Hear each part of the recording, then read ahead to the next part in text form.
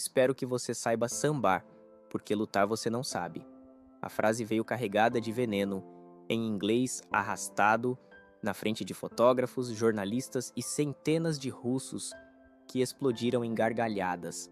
Débora Lima ficou ali parada, 26 anos, mala velha aos pés, luvas gastas penduradas no ombro e não disse uma palavra, só sorriu.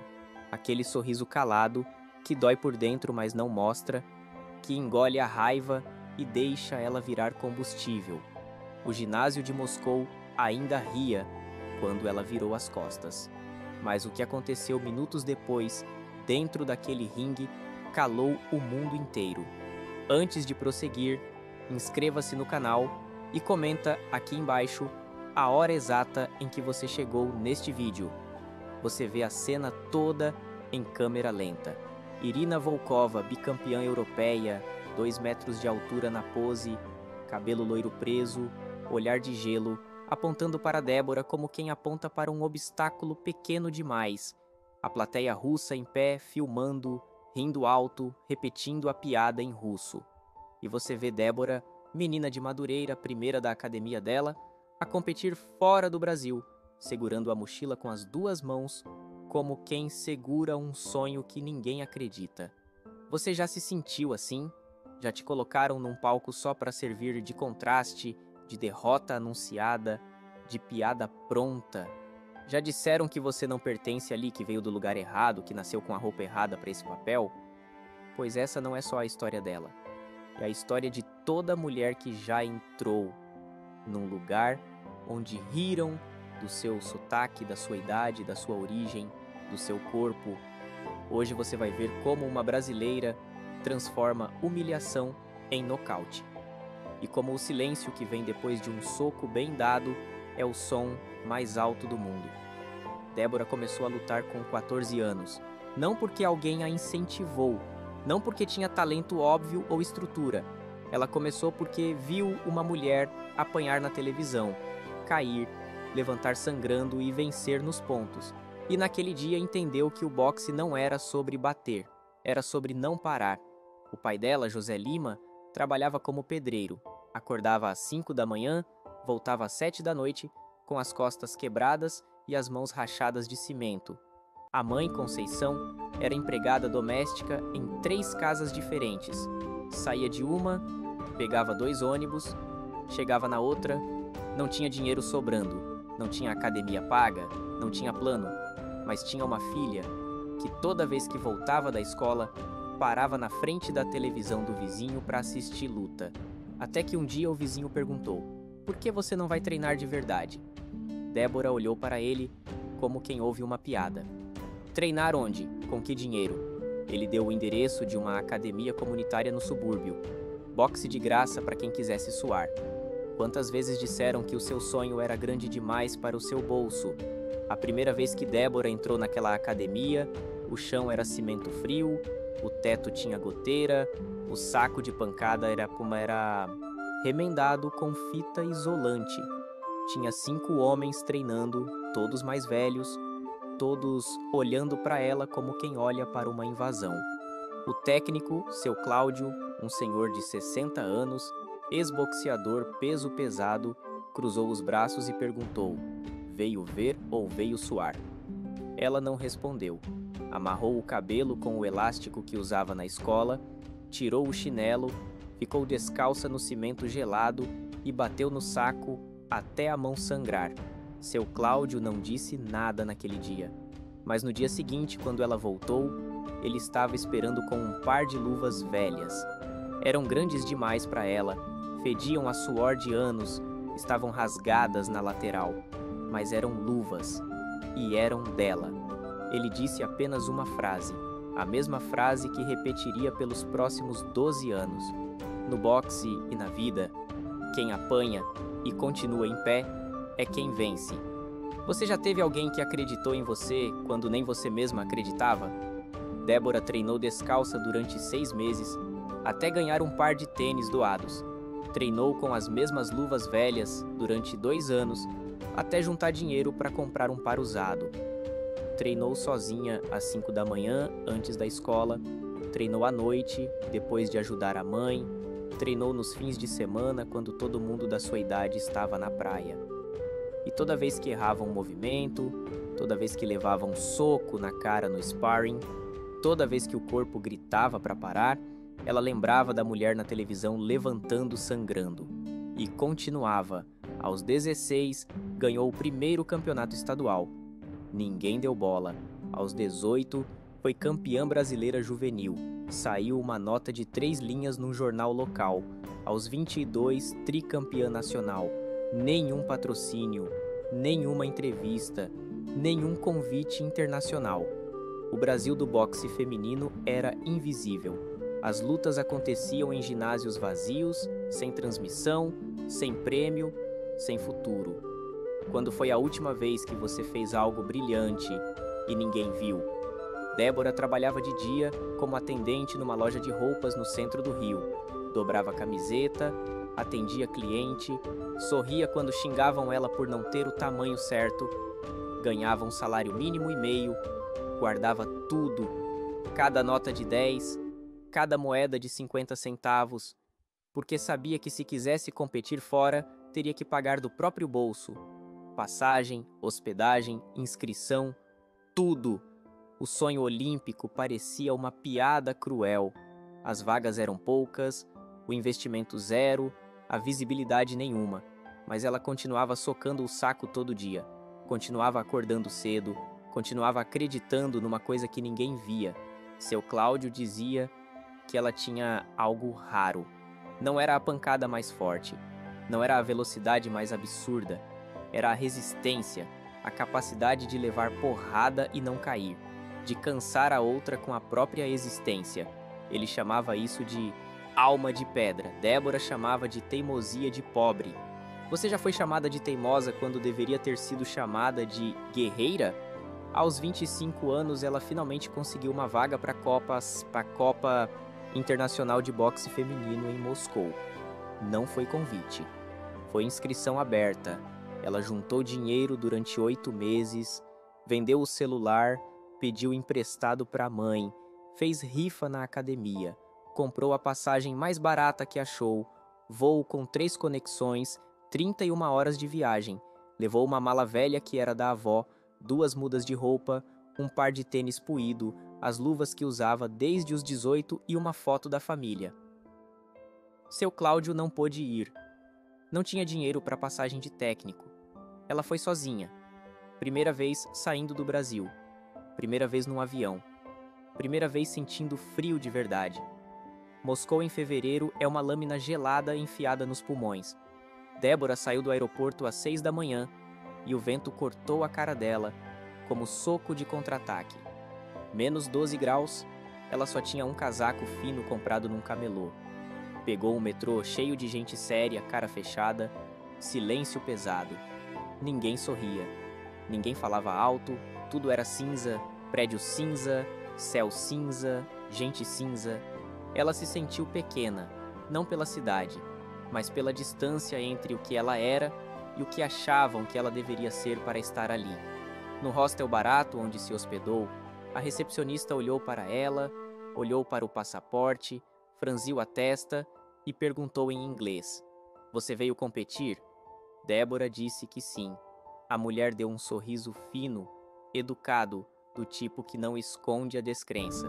"Boa sorte", disse. "Você vai precisar. O que dói mais? O frio da rua ou o frio do olhar de quem não acredita em você?" A pesagem oficial foi 2 dias antes da luta. O ginásio principal de Moscou, Palácio do Esporte Russo, arquibancadas para 12.000 pessoas, piso reluzente, troféus em vitrines de vidro, bandeiras de 30 países penduradas no teto. Débora entrou de moletom surrado e tênis furado.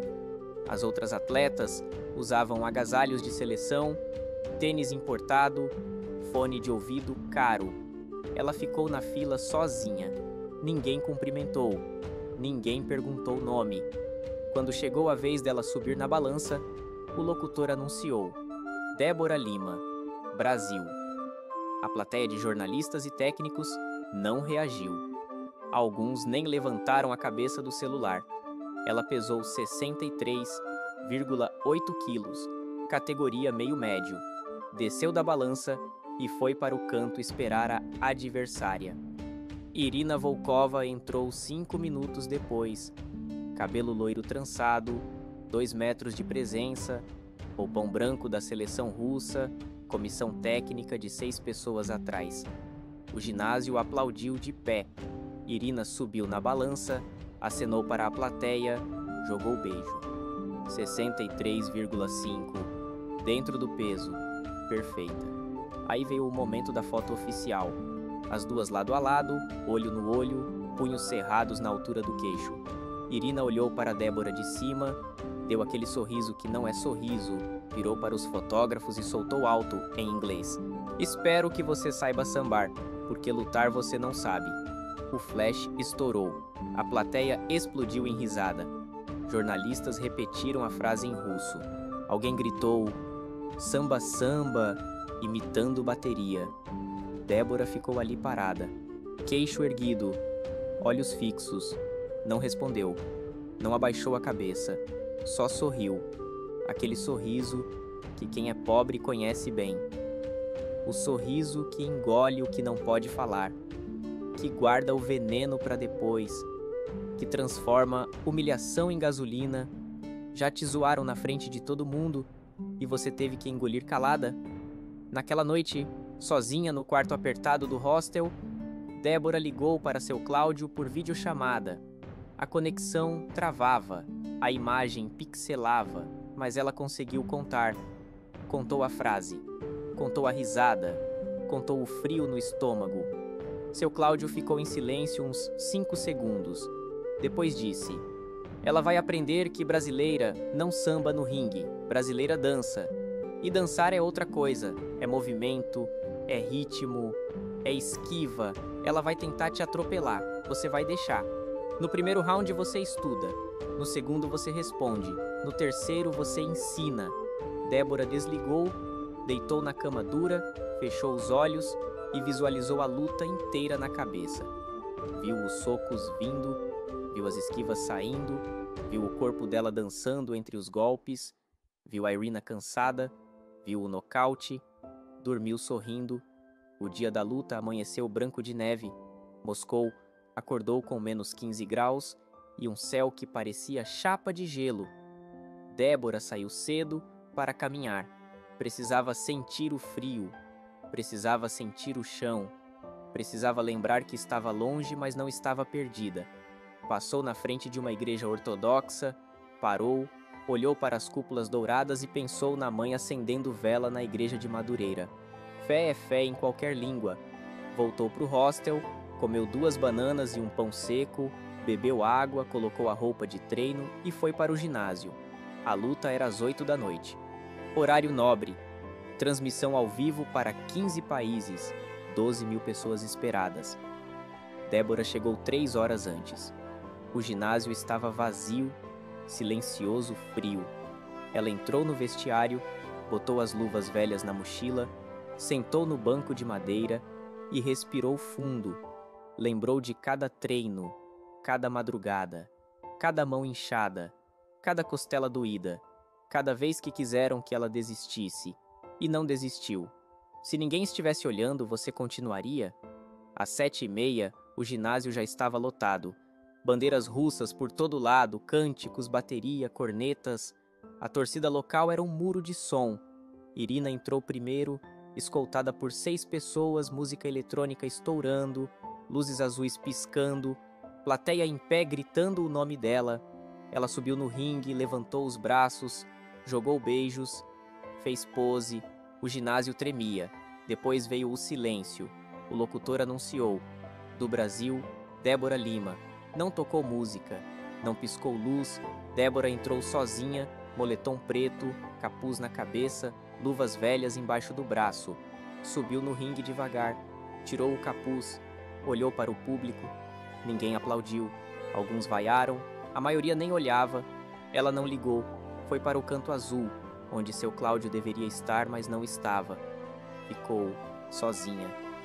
Respirou fundo, fechou os olhos, sentiu o batuque de madureira na cabeça. Abriu os olhos. Estava pronta. O árbitro chamou as duas para o centro. Irina veio confiante, sorriso largo, olhar de caçadora. Débora veio calma, olhar fixo, mandíbula travada. O árbitro deu as instruções em russo e inglês. Luta limpa, sem cabeçada, sem cotovelada, 3 rounds de 3 minutos, nocaute ou pontos. As luvas se tocaram. Irina apertou forte, tentando esmagar a mão de Débora. Débora apertou de volta, sem recuar. O árbitro mandou voltar aos cantos. O gongo soou. A luta começou. Irina veio como trator. Direto de direita, cruzado de esquerda, gancho no corpo, tudo forte, tudo rápido, tudo certeiro.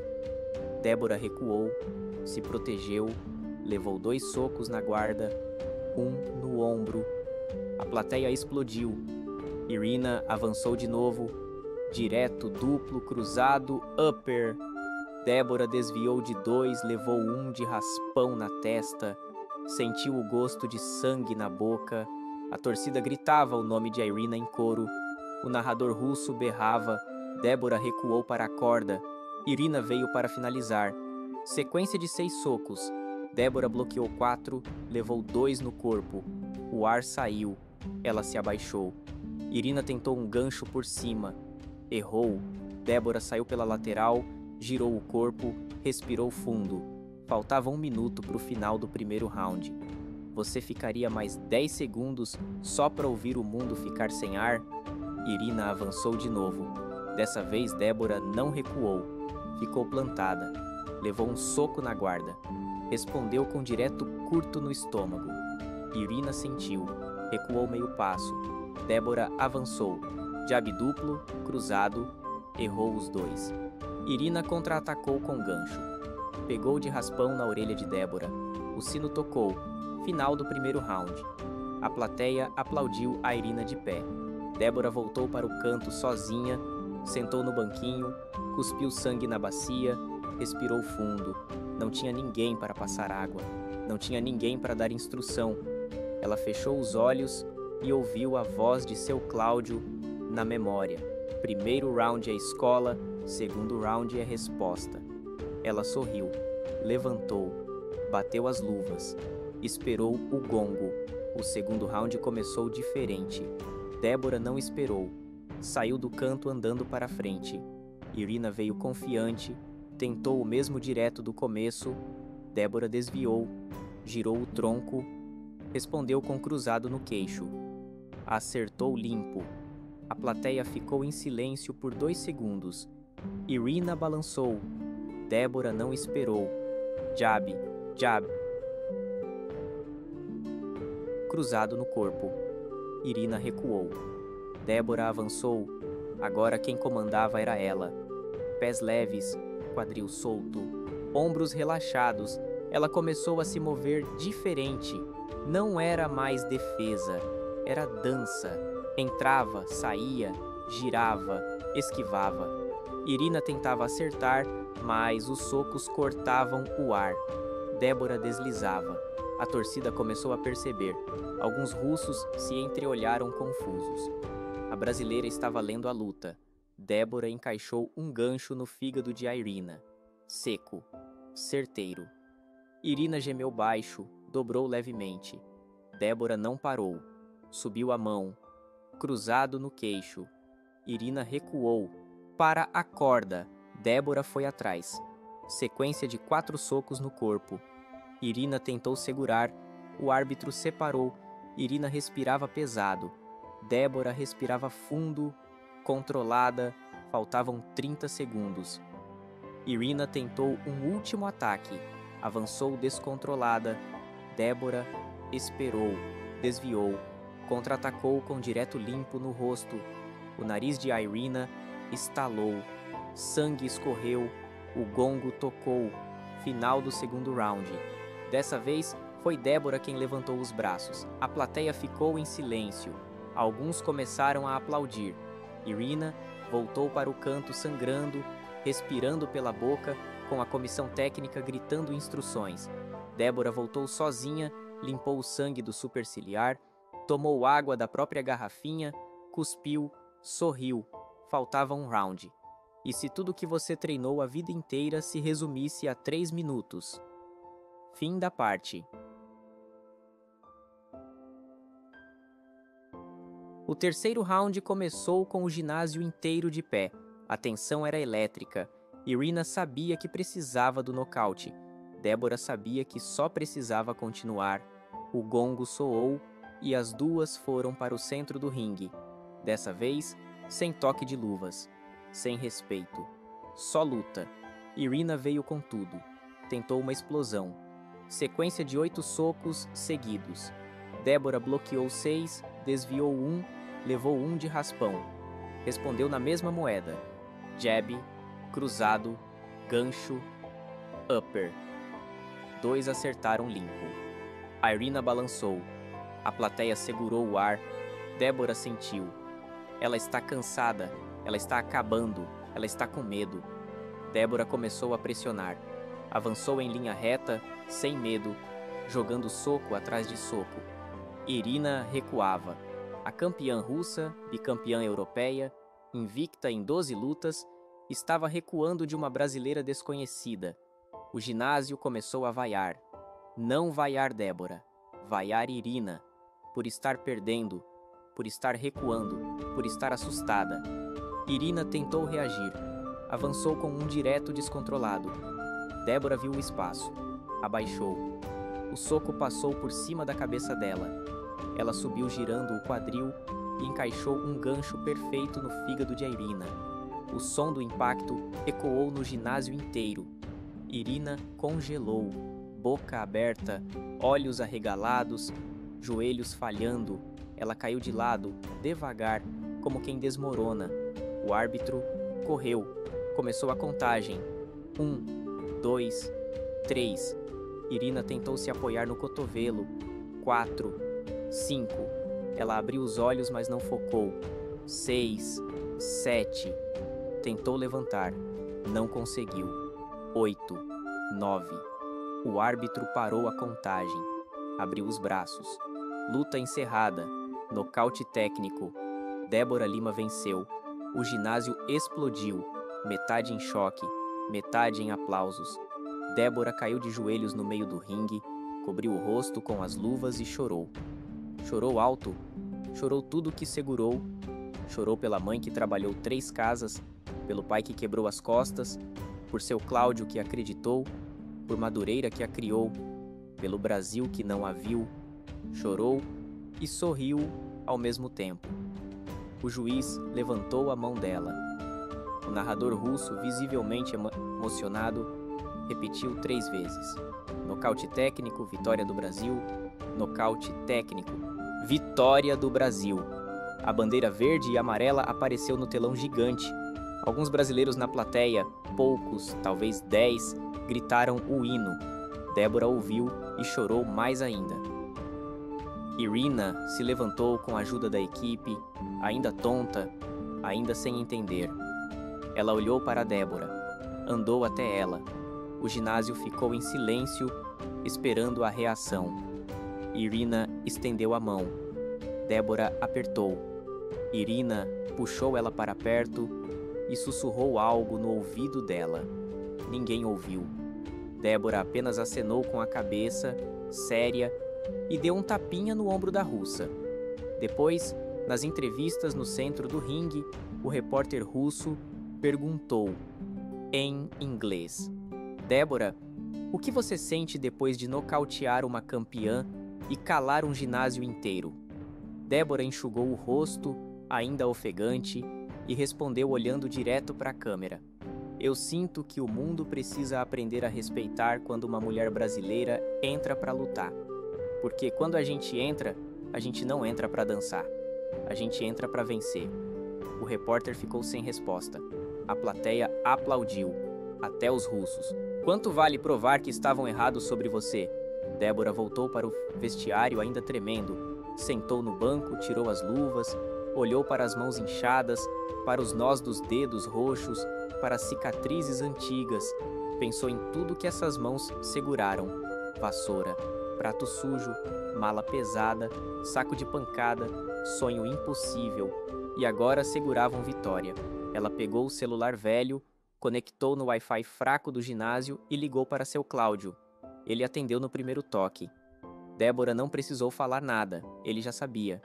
Eu te disse, menina, eu te disse. Ela chorou de novo. Ele chorou também. Depois ela ligou para os pais. A mãe atendeu gritando, o pai pegou o telefone e não conseguiu falar, só soluçava. Débora disse, eu venci, pai. A gente venceu. O voo de volta foi no dia seguinte. 30 horas de viagem de novo. 3 conexões. Assento apertado. Comida ruim. Mas Débora não sentiu nada disso. Ela passava o tempo inteiro relembrando cada segundo da luta, cada movimento, cada decisão, cada soco, o momento em que percebeu que Irina estava cansada, o momento em que achou espaço para o gancho no fígado, o som do impacto, a queda lenta, o silêncio, os aplausos. Ela sorriu sozinha, olhando pela janela do avião, 30 mil pés de altura, nuvens brancas sem fim. Lá embaixo, o mundo continuava, mas lá em cima, ela voava de um jeito que nunca tinha voado antes. Quando o avião pousou no galeão, Débora esperava descer sozinha, pegar um ônibus e ir embora quieta como sempre. Mas quando passou pela porta de desembarque, viu uma multidão, faixa escrita à mão, bem-vinda campeã, flores, celular levantado filmando, gente gritando o nome dela, tinha aluno da academia, tinha vizinho de Madureira, tinha gente que ela nunca viu na vida, mas que assistiu à luta pela internet. Tinha criança com luva de brinquedo, tinha mulher chorando. Débora parou no meio do saguão, largou a mala velha no chão e cobriu a boca com as mãos. Não esperava isso. Nunca esperou isso. Seu Cláudio veio na frente de todos, 60 e poucos anos, lágrima escorrendo, abriu os braços. Ela correu e se jogou no abraço. Ele disse baixinho no ouvido dela, agora eles te viram. Agora todo mundo te viu. Para quem você vai abrir a porta que um dia te fecharam? A notícia da vitória começou a rodar devagar. Não saiu em jornal grande. Não abriu telejornal. Mas começou a circular nas redes. Alguém gravou a luta da TV russa, legendou em português, postou. Em 2 dias, tinha 500 mil visualizações. Em uma semana, 2 milhões. Os comentários vinham de todo lugar. Mulheres dizendo, ela lutou por mim. Meninas dizendo, quero ser igual a ela. Homens pedindo desculpa por terem duvidado. Russos comentando em inglês, Respect from Moscow. O vídeo do nocaute, aquele gancho limpo no fígado, aquela queda lenta de Irina, aquele silêncio do ginásio, virou viral. Passava em loop, ganhava remix, ganhava legenda motivacional, ganhava vida própria. Débora voltou a trabalhar na loja de roupas. A gerente perguntou se ela não ia largar agora que era famosa. Débora riu. Famosa aonde? Continuou dobrando camiseta, atendendo o cliente, sorrindo educado. Mas algo tinha mudado. Agora as clientes reconheciam ela. Pediam foto, perguntavam da luta. Uma senhora de uns 60 anos segurou a mão de Débora e disse, obrigada. Só isso. Obrigada. Débora não entendeu na hora. Depois entendeu. Era o obrigada de quem passou a vida ouvindo que mulher não serve para isso, não aguenta aquilo, não merece aquele espaço. Era o obrigada de quem viu outra mulher entrar num lugar hostil e sair vitoriosa. Era o obrigada coletivo. A academia de Madureira começou a lotar. Meninas apareciam todo dia querendo treinar boxe. Seu Cláudio teve que abrir turma nova. Comprou mais luvas com o dinheiro que juntou de rifa. Débora passou a ajudar nos treinos. Toda terça e quinta, depois do trabalho, ela ia lá ensinar as meninas. Algumas tinham 8 anos, outras tinham 50. Todas tinham a mesma coisa nos olhos, vontade de socar o que dói. Débora ensinava jab, cruzado, esquiva, mas ensinava principalmente uma coisa: não desiste. Você vai cansar, vai doer, vão rir de você, vão dizer que não é seu lugar. Você continua. Porque o ringue é só metáfora, a vida é a luta de verdade. Você continuaria lutando se ninguém visse, ninguém aplaudisse, ninguém ligasse? 3 meses depois da vitória em Moscou, Débora recebeu um convite oficial. Torneio Pan-Americano no México. Categoria meio-médio. 16 lutadoras. Ela nem pensou 2 vezes. Juntou dinheiro de novo, vendeu o pouco que tinha, aceitou doações da comunidade. Dessa vez, seu Cláudio conseguiu ir. Compraram passagem barata, dividiram quarto de hostel, comeram sanduíche de mercado, mas estavam juntos. E isso valia mais que qualquer estrutura. No torneio, Débora venceu a primeira luta por pontos. A segunda por nocaute, técnico no segundo round. A terceira semifinal foi contra uma mexicana campeã nacional. Luta difícil, corpo a corpo, muito clinch, muito soco sujo, mas Débora venceu por decisão dividida. A final foi contra uma americana que tinha vencido todas por nocaute. Lutadora forte, pesada, boxe quadrado, sem firula. Débora estudou a fita, viu as aberturas, preparou a estratégia, entrou calma, saiu campeã. Pontos. Decisão unânime. O ouro pan-americano veio com uma bolsa de $3.000. Era o maior prêmio que ela tinha recebido na vida. Débora dividiu com seu Cláudio, mandou metade para os pais, guardou o resto para continuar competindo. Não deu para parar de trabalhar, não deu para virar profissional, mas deu para sonhar mais alto. Começaram a chegar convites para entrevistas, podcast pequeno, canal no YouTube, programa de rádio comunitária. Débora aceitava tudo, contava a história, a humilhação em Moscou, o nocaute, a resposta, e toda vez que contava, via o impacto nos olhos de quem ouvia, principalmente das mulheres, principalmente das mais velhas, aquelas que achavam que o tempo tinha passado, aquelas que tinham engolido o desaforo a vida inteira, aquelas que tinham parado de sonhar porque disseram que era tarde demais. Uma dessas mulheres, Dona Marlene, 58 anos, apareceu na academia de Madureira num sábado de manhã. Pediu para falar com Débora. Disse que tinha visto a entrevista. Disse que tinha passado 40 anos casada com um homem que batia. Disse que se separou faz 3 anos, mas ainda tinha medo de sair de casa sozinha. Disse que queria aprender a lutar. Não para bater em ninguém, mas para saber que podia. Débora abraçou ela, levou para o ringue, colocou as luvas. Dona Marlene deu o primeiro soco no saco de pancada e chorou. Deu o segundo e sorriu. Deu o terceiro e gritou. Seu Cláudio olhou de longe e disse para Débora: "Isso aqui não é mais academia, é terapia. O que você faria com um soco se pudesse acertar tudo que te machucou?" O vídeo da luta em Moscou continuava crescendo. Chegou a 5 milhões de visualizações, 10 milhões, 15. Começou a sair matéria em site grande. Jornal nacional não chamou, mas jornal local sim. TV comunitária sim. Rádio de bairro sim. E isso era mais importante, porque era onde as Déboras futuras estavam assistindo. As meninas de Madureira, de Realengo, de Caxias, de Cidade de Deus, de todo lugar onde dizem que menina não devia lutar. Débora começou a receber mensagem todo dia. Centenas, milhares.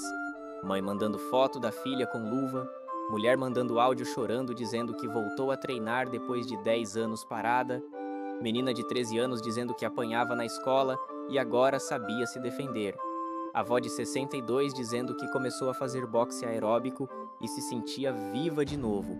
Débora lia tudo, respondia o que conseguia e toda vez que lia lembrava de uma coisa que seu Cláudio tinha dito há muito tempo: quando você vence, você não vence sozinha.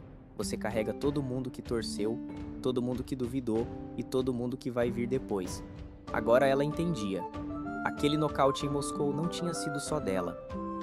Tinha sido de toda mulher brasileira que já ouviu que não sabia fazer nada além de sambar. De toda mulher que precisou provar o óbvio. De toda mulher que lutou o dobro para ser vista metade. 6 meses depois do Pan-Americano, Débora foi convidada para um evento em São Paulo. Grande, teatro cheio, palestra motivacional. Ela achou estranho no começo. Nunca tinha dado palestra, mas aceitou. Subiu no palco de moletom e tênis, sem PowerPoint, sem roteiro, só ela e o microfone. Contou a história toda, a infância pobre, o treino descalça, a humilhação na pesagem, o nocaute, o retorno, as meninas na academia.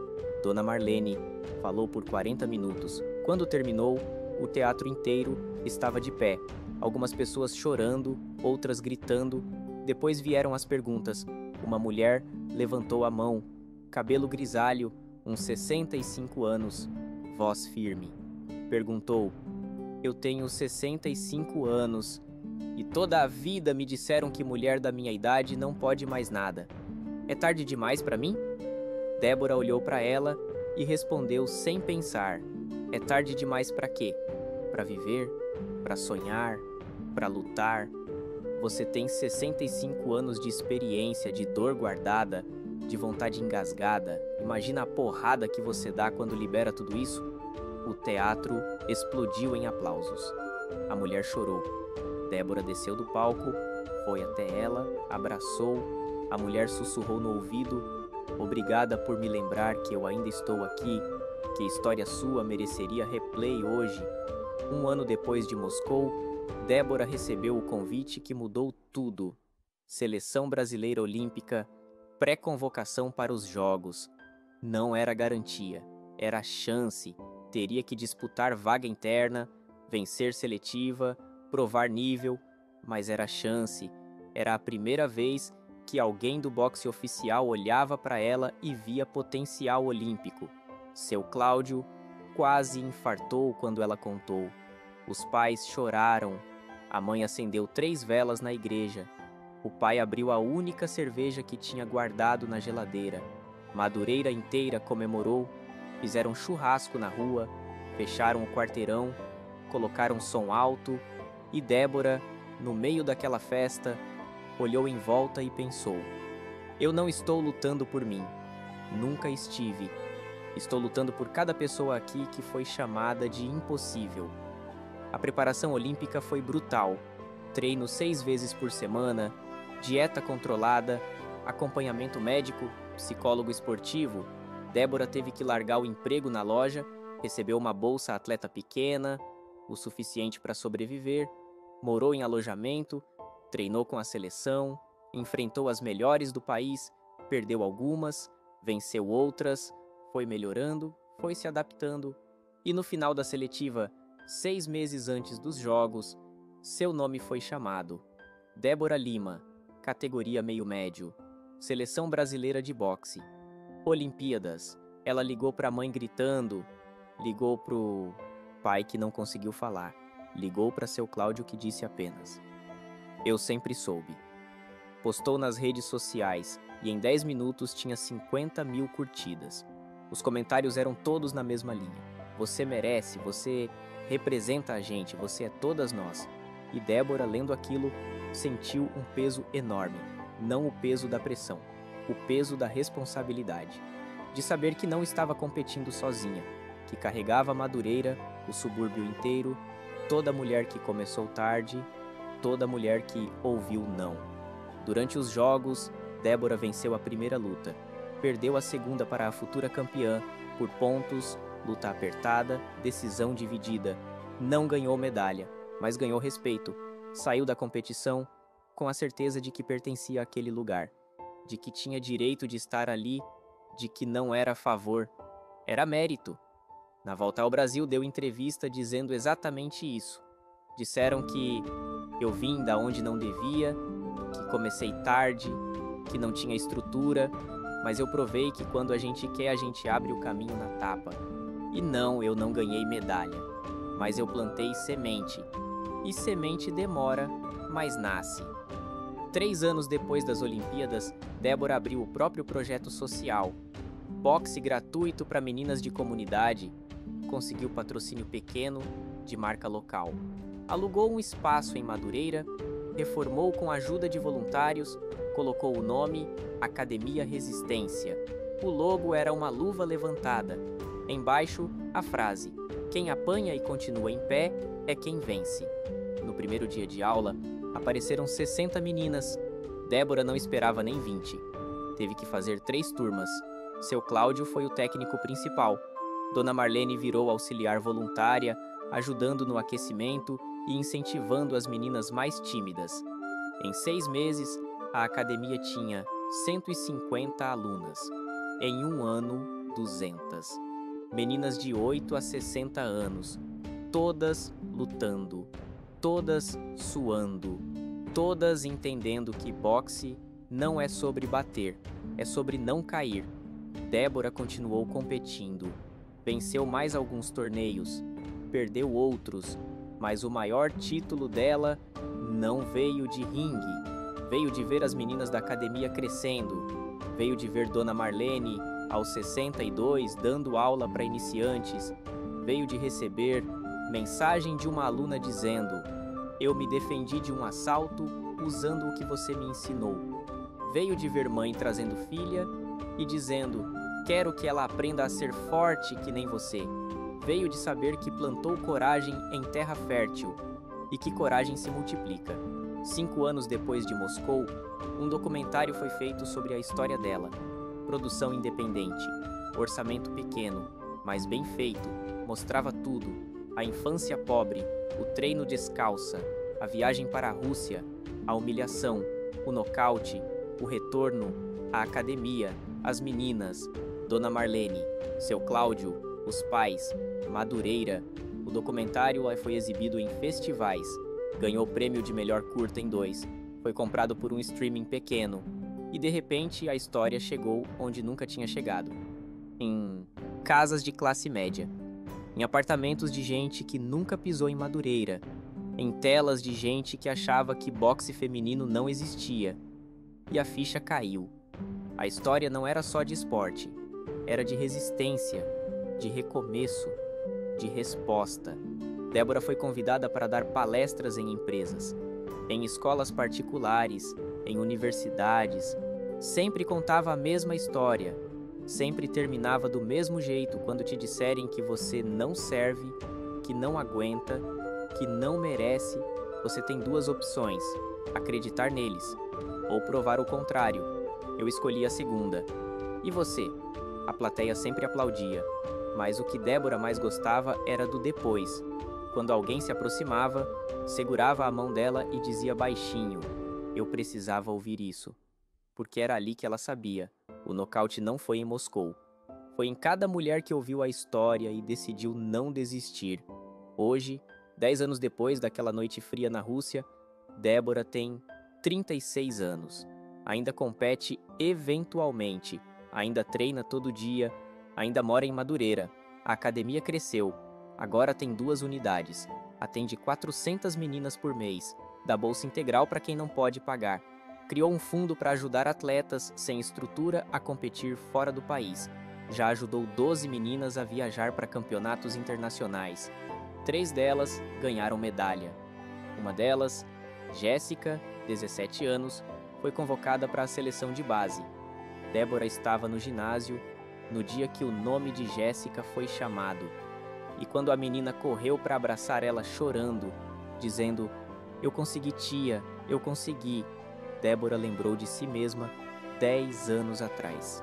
Da mala velha, das luvas gastas, do frio cortante de Moscou, da frase "Espero que você saiba sambar, porque lutar você não sabe." E sorriu, porque agora o Brasil não exportava só samba, exportava Jéssica, exportava coragem, exportava resposta. O vídeo do nocaute em Moscou hoje tem 23 milhões de visualizações. Virou aula em escola, virou exemplo em TCC de educação física, virou case de superação em empresa, virou inspiração em grupo de mãe no WhatsApp, virou força em terça-feira de quem não aguenta mais. E toda vez que alguém assiste, toda vez que compartilha, toda vez que marca uma amiga dizendo "você precisa ver isso", o soco de Débora acerta de novo. Não no fígado de Irina, mas no preconceito que ainda respira, na descrença que ainda fala, no não que ainda barra. Débora não se considera heroína. Diz que só fez o que tinha que fazer, que qualquer uma no lugar dela faria igual. Mas seu Cláudio discorda. Ele diz que heroína não é quem não sente medo, é quem sente e vai assim mesmo. E Débora sentiu medo todo dia. Medo de falhar, medo de decepcionar, medo de não ser boa o suficiente. Mas foi. E quando foi, levou Madureira inteira com ela. Levou toda mulher que já se sentiu pequena, toda mulher que já foi zoada, toda mulher que já quis desistir e não desistiu. Levou todas no soco que derrubou Irina. E no silêncio que veio depois. Aquele silêncio que diz mais que qualquer grito. Que diz: você estava errada. Nós estávamos certas. E agora todo mundo sabe. Quando perguntam a Débora qual foi o melhor momento da carreira dela, ela nunca fala do nocaute, nunca fala das medalhas, nunca fala das Olimpíadas. Ela fala de um dia na academia. Uma menina de 9 anos, magrinha, cabelo crespo, olho assustado, chegou sozinha. Disse que o pai batia na mãe. Disse que queria aprender a lutar para proteger ela. Débora abraçou a menina, botou as luvas, levou para o saco de pancada e ensinou. Ensinou que lutar não é bater, é resistir, é levantar, é continuar. A menina treinava 3 vezes por semana, nunca faltava. 6 meses depois, chegou com a mãe separada, a mãe livre, a mãe sorrindo, e disse para Débora: minha filha me deu coragem, porque ela me disse: se a tia Débora derrubou a campeã, a senhora derruba ele. Débora chorou, porque ali estava a prova de que soco não é só físico, é simbólico, de que quando uma mulher vence, todas nós vencemos um pouco. Esse é o legado de Débora Lima.